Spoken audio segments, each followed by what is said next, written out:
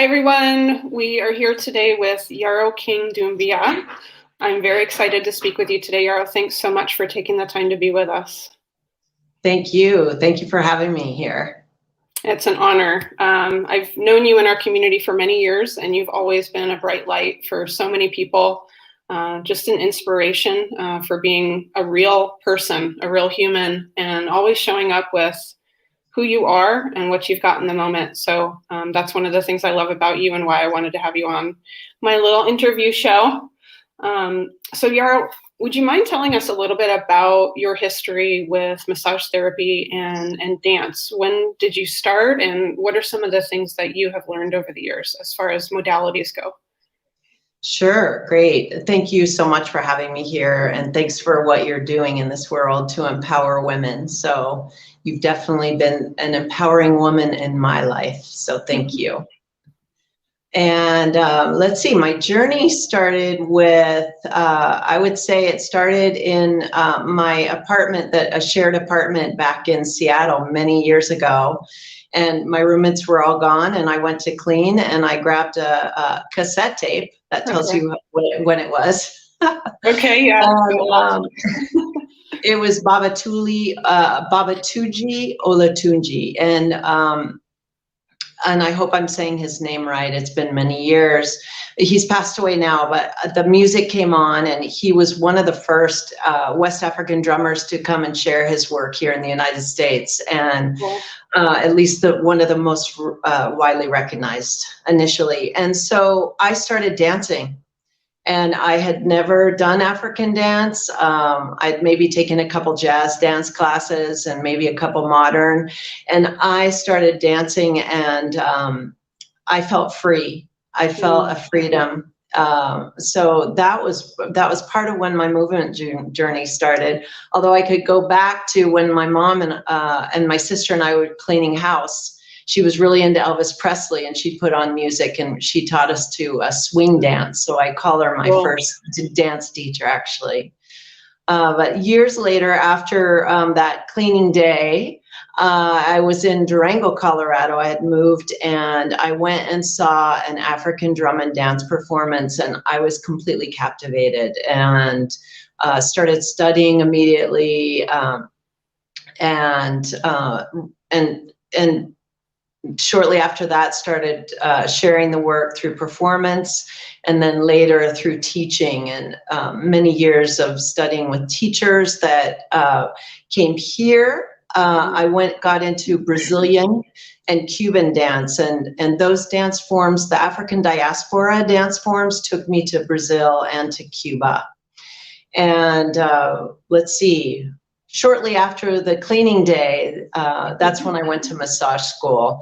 It was a bit of a surprise. I wasn't someone that was massaging consistently, family members and things, but through reading a book, I read about a character that was a massage therapist, and something clicked for me, and I researched schools and went to school, and that was a transformative experience. We can talk more about that later. And massage led me, and African dance and massage led me also to Pilates. So I have been studying, teaching, experiencing massage, dance, and Pilates for over 25 years. Wow. Wow. The Pilates is a little bit more recent, in the last 6 or 7 years. Okay. Yeah, I remember when you started Pilates. So this was not in the plan, but do you feel that this journey was, we're talking about dance and we're talking about massage therapy, but was this a personal journey as well of self-growth for you? Absolutely. Absolutely. Yeah, that's part of what. Do you want me to expound on that? You can. There's lots of things I want to talk about today, but I definitely want to talk about your journey. You can go into it now and later, just whatever's coming up for you. Okay. Well, definitely the answer to that is yes. All those modalities have guided me in definitely a personal growth journey, and a journey of more and more embodiment.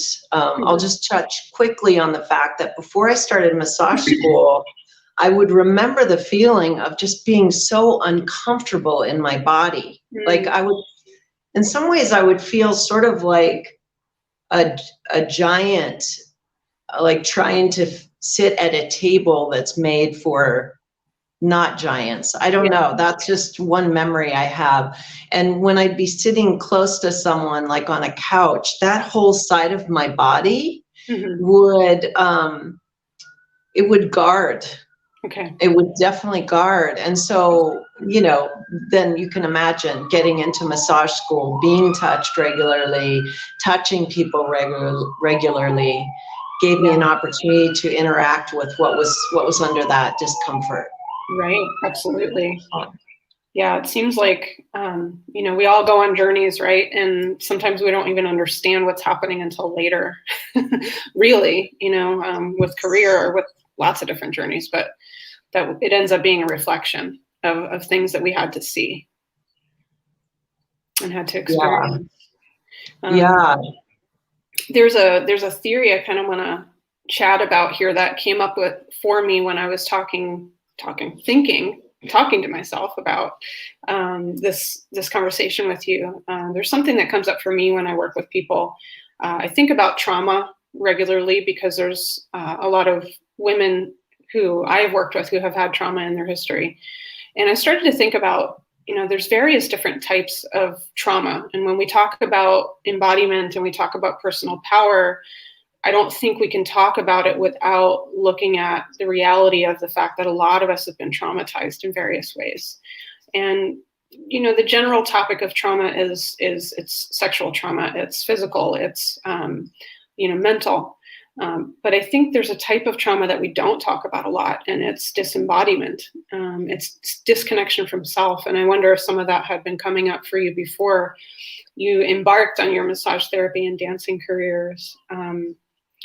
You know, and this disconnection and disembodiment, I feel, is rampant in our society. I think it happens, you know, for people because of their race, because of the skin they're born into, being told that they're not enough or that they're less than. Women in the male-dominated society told that they're less than. Not even pointedly, but it's an overarching theme that I think a lot of us have to live through, and I think it creates a disconnection within us. You know, well, I feel good about myself, but then when I go out in the world, I feel like there's something wrong with me. You know, how do I marry those two concepts together? And I think one of the ways that we deal with it is by disconnecting on some level. And I think actually we're disconnecting on body level, just daily life. You know, being disconnected is when we're on the internet, when we're on our phones, when we're taking care of other people, when we're running around trying to do everything. You know, we lose this vital awareness of who we are and how it feels to be on our own skin. You know, we don't have this conscious awareness of it on a daily basis. And I think we end up losing our power that way. We end up losing our awareness of what we need, how we feel, how to ask for what we need, how to communicate what we feel, because we don't even really remember. And I think this is a form of trauma that comes up a lot that we don't even know because we don't have a name for it. You know, we haven't pointed it out. But I would love to talk with you a bit about that concept and ask you, as a woman, as a person who has worked with people with their bodies for so many years, have you seen this concept come up? Have you seen a disconnection that comes up with people where they're not really in their bodies or they're not really connected to themselves or who they are? Gosh, yeah, such potent, juicy theory and topic. So yes, and I'll elaborate on that. And one thing I want to say is that often we think about trauma triggering disembodiment. Right. But it's interesting you're talking about the trauma of disembodiment. Yes. And what that is in the body. And I'd add like how that can accumulate over time. Absolutely. Yeah, so it's interesting to think about that. It's not just one direction. Right. And you mentioned a variety of traumas, right? And so those are some of the strong ones. And then you mentioned just sort of like maybe being at our phone or something, that disembodiment that can happen, or trauma triggers that can happen that don't look necessarily like you'd expect them to. So, and that can tie into a movement class. I bet. So let's see, let me organize my answer to that question.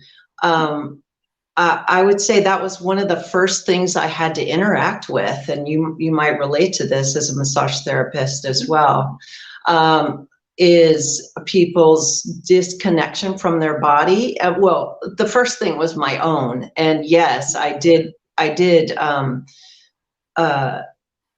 don't think I could put the language on it that it was disembodied, but there was a disconnection that that was uncomfortable to me, and not just that feeling of not quite fitting in my skin, but a sense of not quite knowing what I wanted. I remember at one point having a conversation with friends, and there were lots of opinions. And I remember thinking at that moment, like, I'd love to have an opinion. Wow. Like, I couldn't, at that time, I was having a hard time even connecting to what I wanted in that moment. And I think part of that was the trauma of disconnection. Like, if I had an opinion, what if it was different than someone around me? And would that lead to separation? So that's been, tracking down some of those threads as I got into massage therapy and into dance, is in my own body, in my own process, and then also experiencing with clients. So in massage was the first place I interacted with it. And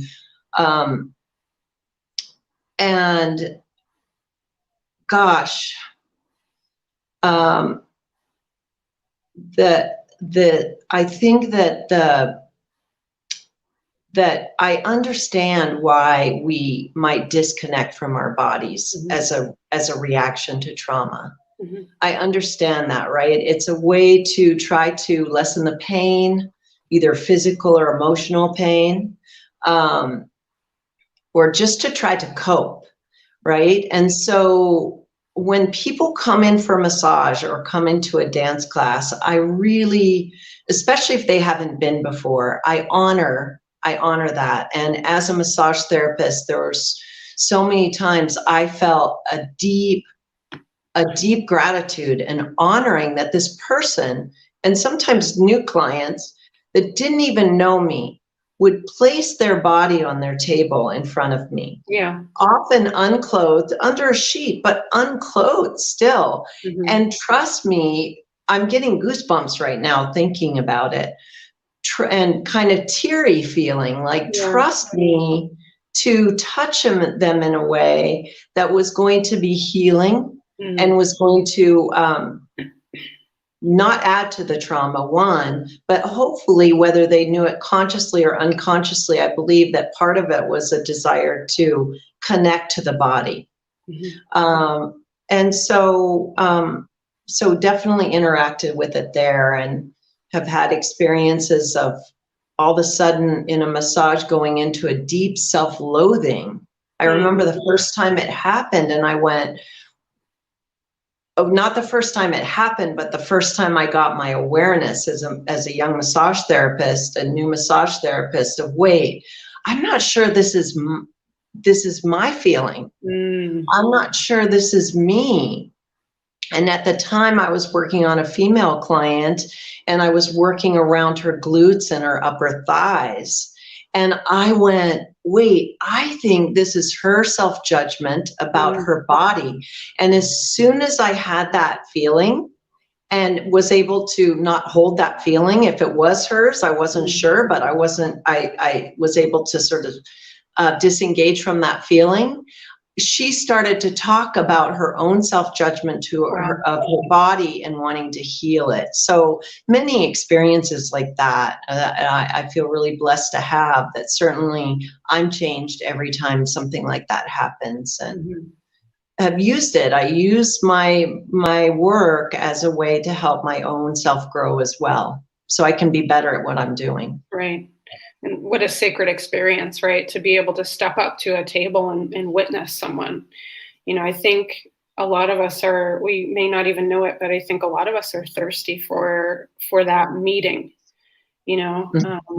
where maybe we have feelings that we don't feel proud of and we don't want to show them, but at the same time, we kind of want to be, released of those negative feelings or uncomfortable feelings. So what a gift to be able to meet someone there. Yes. Yeah. It's profound. As a massage therapist myself, I know it's a profound healing space, and it can be freeing and it can be painful and it can be both, but equally amazing. Yeah. So what does it look like? So massage therapy is one way of stepping to the body, right? And being an instructor in a dance class is another, especially in the African dance realm, where there's a lot of expressive movements, a lot of opening and explosiveness. Have you seen people, or have you witnessed people come into their power in a class, maybe where they haven't felt it, or it's obviously something new for them? Have you seen that happen, and what is it like? Yeah, it's an equally but different awe-inspiring experience when someone finds that in a dance class. It's palpable. Mm-hmm. Typically, I'm not the only one that sees it. Mm-hmm. Someone, at least one other person, if not more, see it, and there's commonly a vocal expression to it to cheer us on, like similar. Well, when we're talking to someone, we nod and let them know we hear them. Mm-hmm. In a dance class, there can be a lot of screaming, vocalization, encouragement of this community. Yeah, it's beautiful, and it can happen in a moment. It can happen over time, and maybe the overtime leads to that moment as well, right? But definitely, I've seen it in the class, and then I've also seen it in my students' lives. So they find some liberation, they find movement, they find that what I perceive as the connection of their spirit and their body moving in a dance class together, and embodied, and that it can lead to big changes in other parts of their lives. It certainly has in my life. Lots of big changes. So, and I've seen it in my students. It's been beautiful. Yeah. So as far as what I hear you saying is that sometimes the physical expression of self-connection and the finding of self-empowerment through the body can lead to, would you say, maybe another level of awareness in their life? Like, oh, wow, now that I feel empowered, there's these things in my life that I don't have to do anymore, or that I don't feel in line with anymore. Absolutely. Yes. Yeah, definitely. Cool. Isn't that amazing? Yeah. It's beautiful. Variety of things. I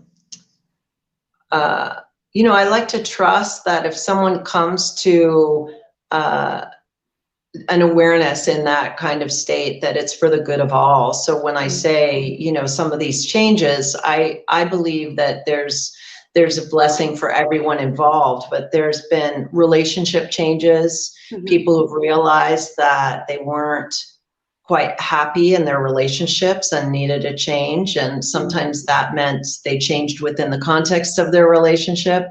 Sometimes it meant the relationship ended. Job changes, what people wear can change. It's beautiful to see. How cool. I'm sure that, I assume that they didn't know, that would happen. They go to, this seems cool, or something about this is interesting. I'm going to go try this class. And then at some point they're like, whoa, life is changing. I feel different about who I am. I am more aware. My energy is shifting. What a powerful thing, to come into the body's empowerment, and then in classes to be witnessed as well, coming into your power. I think that's one of the most special parts of the African diaspora and African dance, the witnessing the community that's created, and it's such a beautiful thing. And I think that's part of the healing, and it helps us. So I was thinking about embodiment, right? I've used that word for years, and then just want to go, okay, so what does it mean to me now? And what do I feel about it now? Embodiment or empowerment and power. And the self, let's see, I guess it's backing oneself up, right? Because if you're stepping into a dance class, and these forms of dance often take movement across the floor. And if there's live drumming, then you're dancing up to drummers who are drumming. And so maybe 3 or 4 people are dancing across the floor, or now across the parking lot, because we're dancing outside. And then we're creating this circle energy, right? We're holding this space. So people dance up and circle around. So as they're coming back, they're also holding space for the people who are dancing up. So that's one way of really interacting with yourself, right? In that context.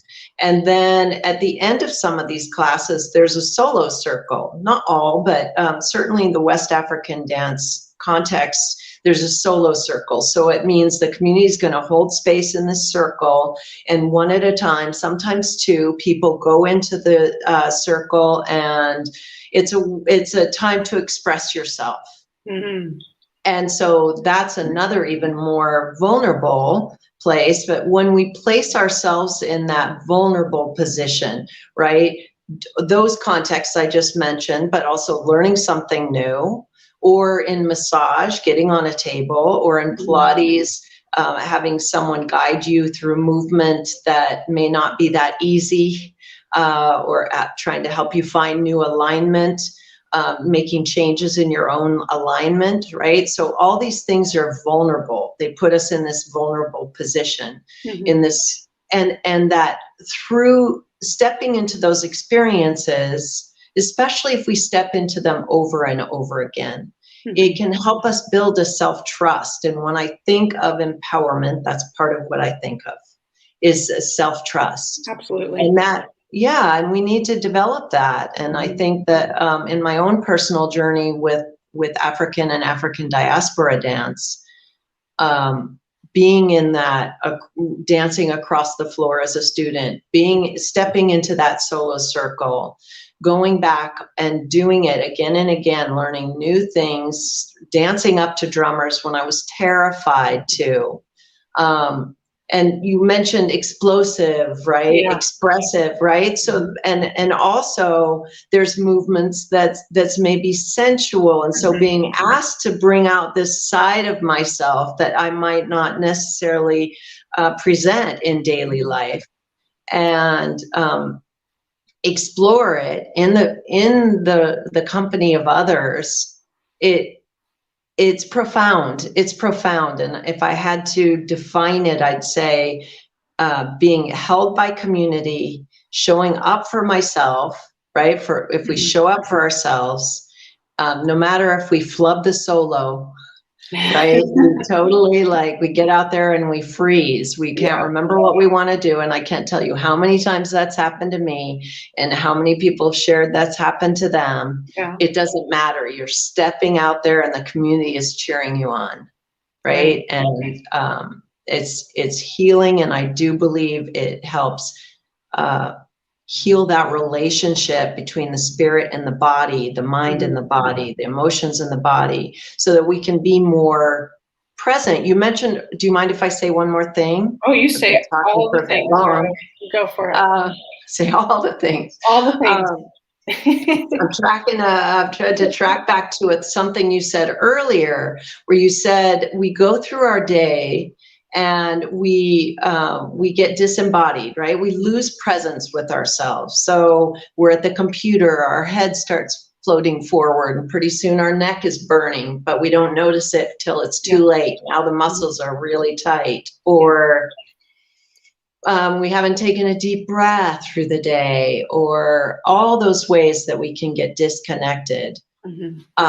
One of my passions in the work I do is that part of what we're doing is we're training ourselves to be able to maintain that presence out in our ordinary life, because maybe we're in a dance class an hour or 2 hours a week, or maybe even 2 classes, or we're in the Pilates studio 3 or 4 times a week. We're still out in our life way more.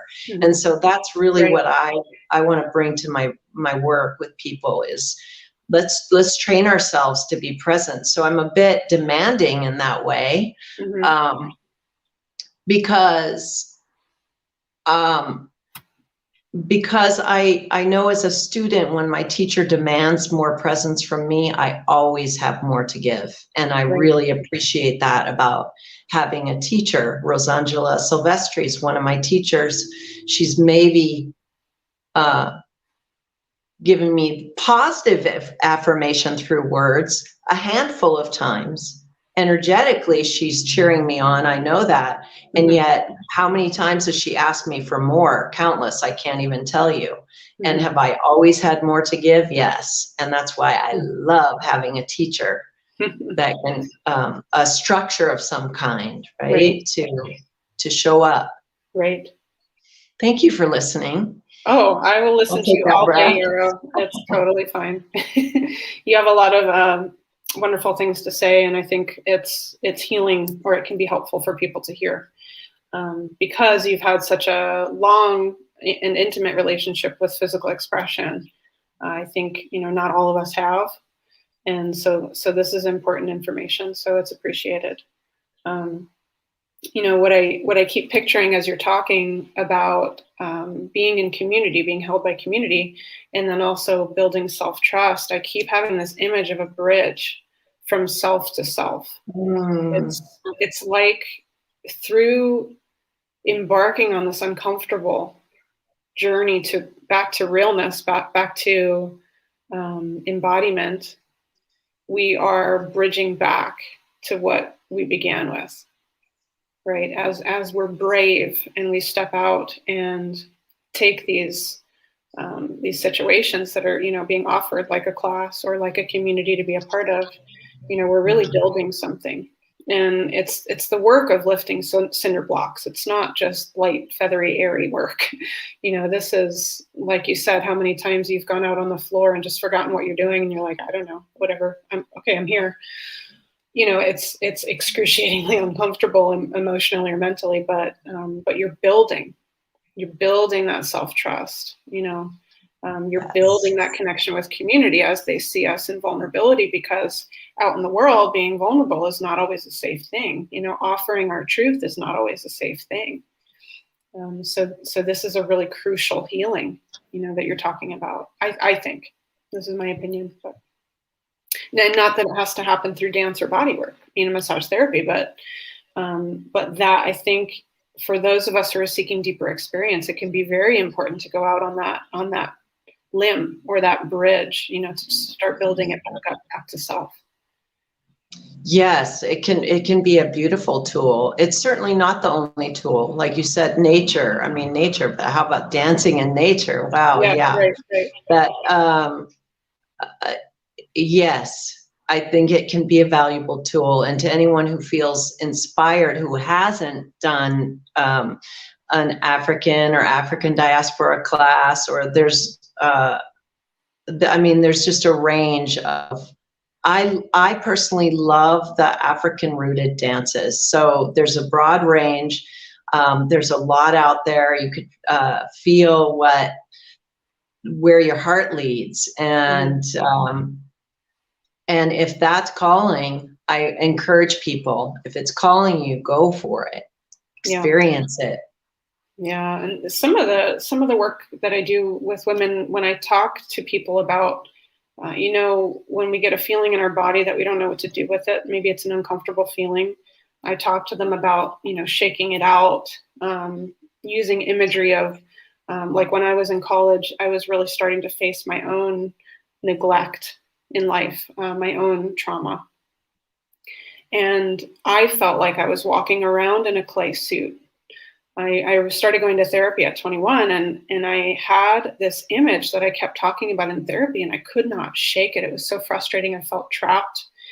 I felt like I was covered in this gray clay across my entire body. And one of the things I started to do was, trying to break this heavy energy through shaking my hands, picturing myself throwing shapes. Sorry, I've got braces now, and I'm not used to it. Breaking out shapes like squares and triangles and stars and circles, all different colors, and just shaking them at a candle flame. And that was literally some of the first steps I took to come back to myself through this clay suit. And now after 20 something years, I finally feel free, but I couldn't see the end of it at that point. And movement was a part of what I needed, just maybe energetically. So I identify with some of what you're saying.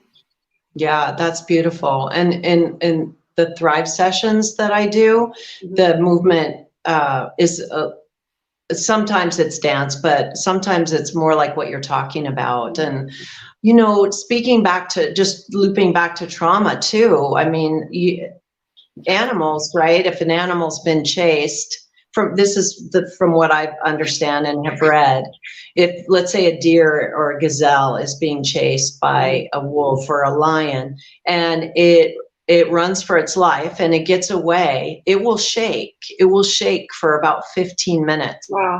Because imagine if an animal out in nature held to trauma, like, I think it would be eaten pretty quickly. Because it would diminish its senses, like what we're talking about, this disembodiment, this disconnection from our bodies. It wouldn't be able to sense, it wouldn't be able to hear the wolf coming or the lion, right? It's got to release the trauma ongoingly. Right. And sort of, if you think about life in modern society, like, we've got to have ways to kind of shake it off pretty ongoingly, right? Breaths, walks in nature, dance classes, whatever it is, to shake it off, and to be able to keep connected to our senses, our minds, our spirits, our hearts, too. And something you said too about when you first started your journey and with movement, you said, I think you said something like, I didn't know where it was going to go, or I didn't know how to get out of that feeling of the clay suit. I didn't know if it would ever end. Oh, okay. Sure, that's what. Okay. You started moving, not knowing if it would even work, I'm guessing, right? I didn't know what to do. It's like I had all this energy and I didn't know where to put it because I felt trapped. And so that movement was just like, I'm just doing what I was visualizing. It was like it was coming to me. So yeah, I didn't know what was going to come of it, but what choice did I have but to just do something? Well, but it was a choice, right? That is something that's important to note, is that you did have a different choice. You could have not moved, and who knows where you'd be right now. And I think that that's important for us to really acknowledge as adults, right? Absolutely. Because as kids, we didn't have that much choice in some contexts, but as adults, we do have choice. And the thing with movement, whether we're talking about physical movement with dance or Pilates, whether we're talking about movement through lifting weights, or even movement through massage, movement through breath, movement of the emotional energy, whatever it is, movement creates more movement. No movement, in my experience, no movement creates more no movement. And the energy, and not even on on an unseen level, but a physical level. If I don't move enough, I end up feeling just more sluggish, right? I feel less movement in my body and energy. And, and so I guess my point is that two things, you did have a choice and you made a choice to move. Absolutely. And that movement, I don't even know if this word is the right word, but I've heard it, begets, right? Movement begets movement. That movement creates more movement. And it's just the law of physics. It's not even a woo-woo term, right? It's just I'm just saying, let's think of that on all levels of being a human. And that movement can be a deep breath. It can be just getting up to take the bath that we need to take instead of watching the program. Not that programs are wrong, right? It's just, what do we need in any moment to really build that bridge like you were talking about. I think what we're navigating around when we're talking about choice, what comes up for me at least is, we do always have a choice, and the choice is, in some cases, to stay stuck or to continue suffering on one side. Whereas on the other side, it's just try something out of desperation. Okay, like for me, I got these intuitive impulses of what I needed to do, and it ended up being the beginning of my journey. But I felt that I had no choice because I was not willing to suffer anymore. That was the end of my choice, was that I said, no, I won't go through my life in a clay suit. Fuck this. Hopefully YouTube won't shut me down for saying the F word, but fuck this. I won't do it. I'm not going to live into my 50s and 60s and 70s like this. So what do I got to do? God, whoever, give me a sign, help me. That's the lack of choice. And I want to be clear in that we always do have a choice. And I think sometimes when we reach that place where we're pushed up against a wall inside of ourselves, that's when we run out of choices because of what we are or are not willing to do. Mm-hmm. That's the end of choice, is, okay, well, all of a sudden now I'm not willing to do this anymore, right?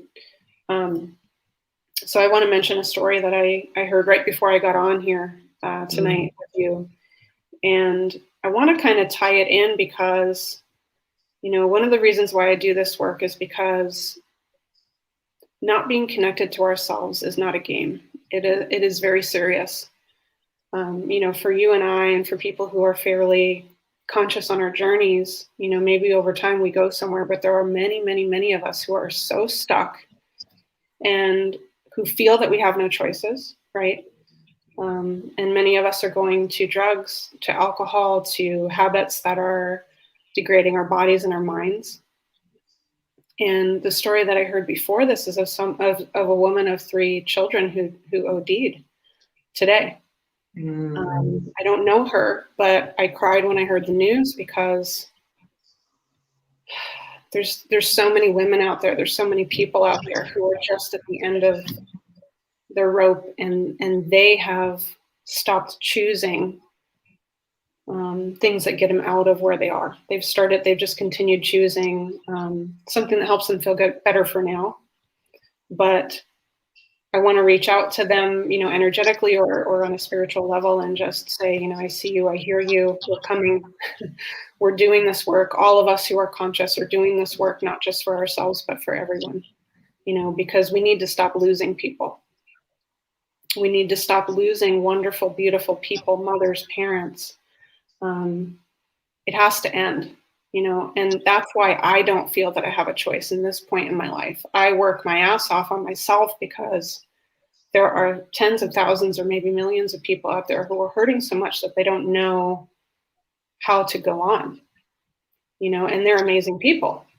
So I just want to tie that in and say, yes, these interviews are great and the work that I do is great, but this is live or die for some people. This is be embodied or not embodied. This is show up for my life or keep hiding because I can't handle it for some people. So I just want to put that out there, that respect out there, that each thing that we do to work on ourselves is work on the collective.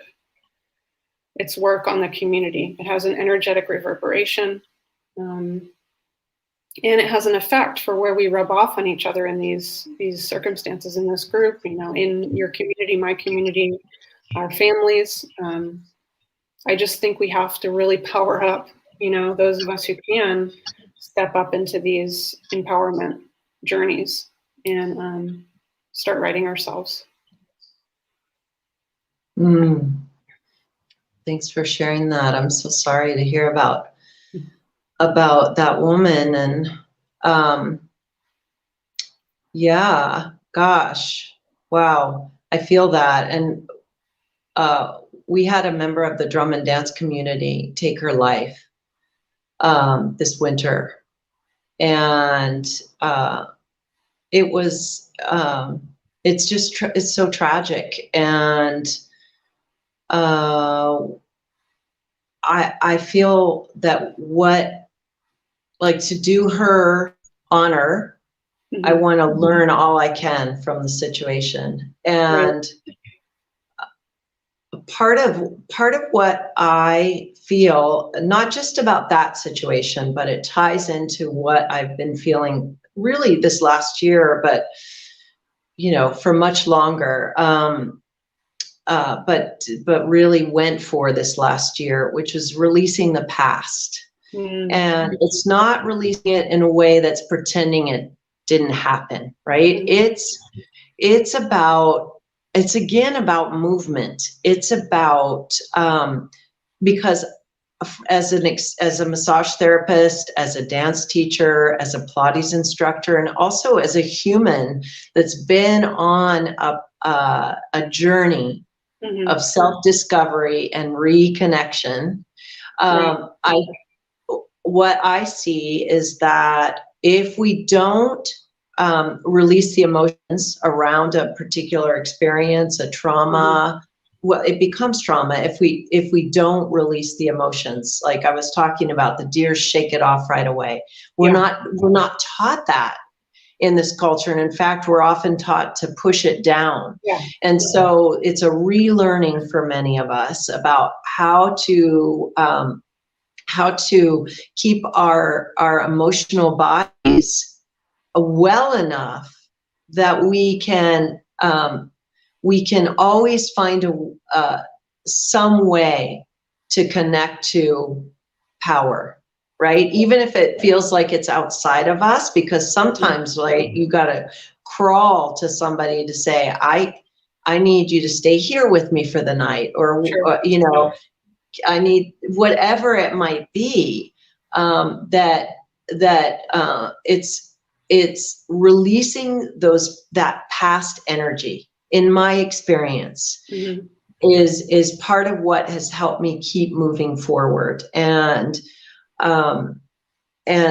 what I saw with my friend was that was a real challenge of the past, and then getting to a place where it felt like the only resolution was to leave this life. And so in honor of that, it's like I up my commitment to that. And God, I have been really stuck in my life. I think that's part of why I am so passionate about movement, is because it's sort of like, it's self-care. It's what I need to do, because the ways that I can get stuck. And so I've had my own challenges, definitely, with getting stuck. And I've had my own challenges with, like, okay, how am I going to change this situation? And am I going to do I want to be here on this planet? And there was a time where I was like, okay, I'm not going to let you play with that idea around in the back of your head. Bring that idea out front and you make a decision about it. And gratefully, my decision was, I want to stay here on this planet. And so it was just like step by step. It was, first of all, admitting that to a friend. I felt like, okay, I need to admit this to a friend. and step by step and setbacks and step by step and setbacks and just keep working it. That's my commitment, and moving the energy, and the more that I feel that I can make that bridge, I love that, because it gives us something to tend to. And I think that that's helpful. Right. And so the more I can tend to that bridge and plant flowers along it, and bring moisture to it, and do all the, do all the things that make that path between the unseen parts of me and this physical part of me really unified. That's where I tend. That's where I want to tend. Right. And so for me, those are the modalities that that I've focused on in my life. And I want to keep that image of the bridge open, because like you and I are saying, we've found some things that work for us. And if they don't work for the people listening, then I want to tell anyone who's here, you can do whatever you do to build your bridge. Everyone is different. I like the example of dance, because this has been empowering for you and many other people. It's a good example of something that works for some. And I want us to know that we have tools, just like I want us to know that we have choices. And a lot of times when people really start to work on themselves is when they're not willing to suffer anymore, like I said when I was a teenager, and started my personal journey. So, for those of us who might be lacking direction, like you said, to reach out, to make this a real thing that's happening with someone that we trust, and say, I'm suffering. I can't do this. I don't want to be here. I've done that before in my past as well. And there's something about hearing yourself say it out loud to someone who's really listening to you, and saying, really what you're saying is, I have no power left. I need something. I need some power. I need some care. I need connection. I need energy. I need, something outside of this experience to pull me out. Right. Wow. I need how to start building this bridge. And that brings me to something that we haven't necessarily mentioned, but I feel really passionate about it, is I need some joy, right? That I believe that our innate nature is to be joyful. That's my belief, right? And part of it comes from seeing people in really difficult situations in Brazil and Cuba, and also in my husband's life. He's from Africa, and just realizing, first of all, how blessed and privileged I feel, and then also recognizing, like, there are people struggling here, there, everywhere, and yet, if we can find the innate joy in life, that's that bridge for me too. That and joy doesn't have to look like, throwing down some wild moves on the dance floor. Joy can look like appreciating my garden. Joy can look like thinking for 1 second, I'm going to, I don't know, do something silly with my husband, and just doing it right away to break, like, if there's tension, right? Just finding the joy. That's something, I don't know if we're about to end or what, but that's certainly a seed I'd like to plant, is that if it's not dance, the joy of movement is what's worked for me. The joy of connection and community, or even connection with one person on the massage table or Pilates, or that joy is a wonderful way to interrupt that trauma cycle, right? Trauma, leave the body, create more trauma.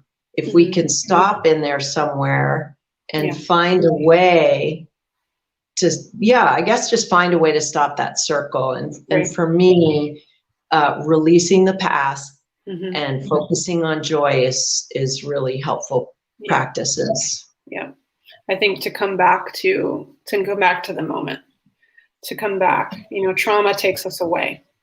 Mm-hmm. The various types of trauma, you know, that I mentioned in the beginning, take us away from this moment and take us away from, you know, there's a life force here. There's something that builds us up. There's something that feeds us in this moment all the time. So, so while we didn't answer all the questions on my paper, we answered so many wonderful things and expounded on a lot of great topics. So I feel really good about it. And you did also step into giving some guidance for anyone who might need some, which is something I usually ask the women that I interview.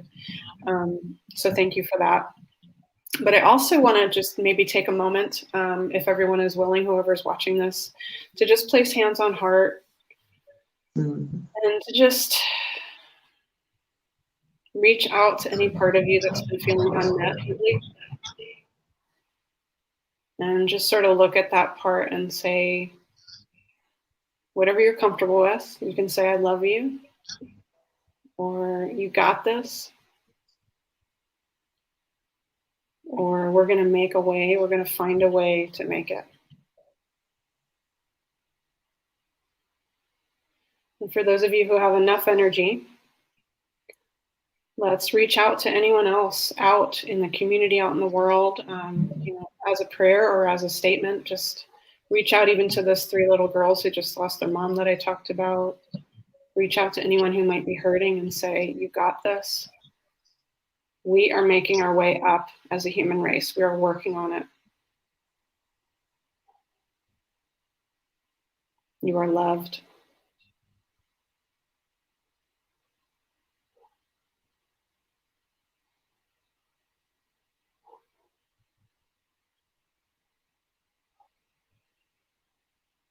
I could do that for about 30 minutes. So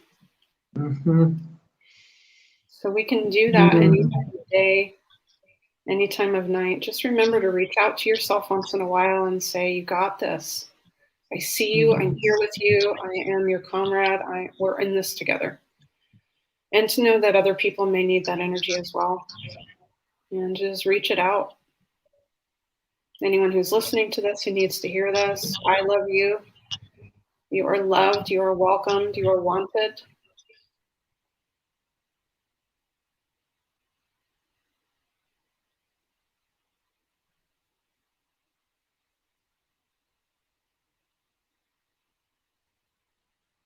You are amazing. Let's not forget that.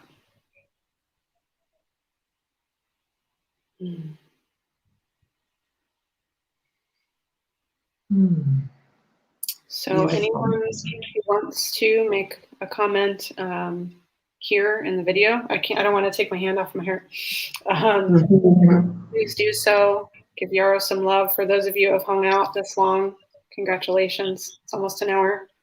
You got a lot of great information, and we're glad that you're here. So thank you, Yarrow. Thank you, Melissa. So good talking with you. Yeah, you too. Anytime. And we're always here in the group. You know, reach out to the group. If anyone's having a hard day, just make a comment on the group, post something, and I know you'll get at least a few comments of people giving you hugs and recognizing you. So we're always here. All right. Thank you. Thank you. Thank you. Thanks, Much Melissa. Love to you.